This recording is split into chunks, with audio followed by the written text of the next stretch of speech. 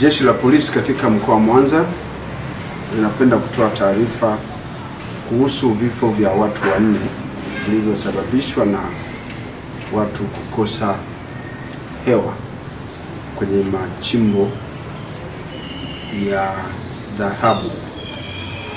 Ni kwamba mnamo tarehe 30 mwezi wa 4 mwaka 2025 ilikuwa ni majira ya saa 6:30 za mchana, huko katika mgodi wa kuchimba dhahabu uliopo kitongoji cha Ndagwasa, kijiji cha Mwamazengo, kata ya Lubili, tarafa ya Mbalika, wilaya ya Misungwi.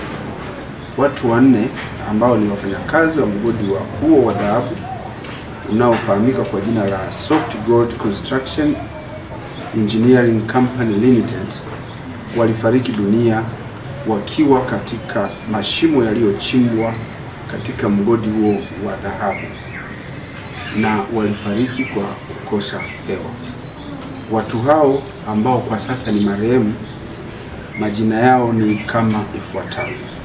Wa kwanza anaitwa Tangxing Yu, miaka 68, passport namba yake ni EN 1291913.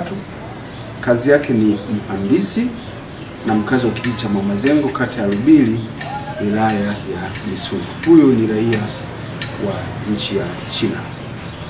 Wa pili ni Liu Yanlu, ana umri wa miaka 58, passport namba yake ni EM 9631676, ni mhandisi na mkazi wa kijiji cha Mwamazengo, kata ya Lubili, wilaya ya Misungwi, naye ni raia wa China. Watatu ni Andre Timotheo Paul, ana umri wa miaka 29, msimamizi wa mgodi, mkazi wa kijiji hicho cha Mwamazengo, kata ya Lubili, wilaya ya Misungwi. Wanne ni Kaj Elikana Ezron, miaka 35, msimamizi wa mgodi na mkazi wa kijiji cha Mwamazengo, kata ya Lubili, wilaya ya Misungwi.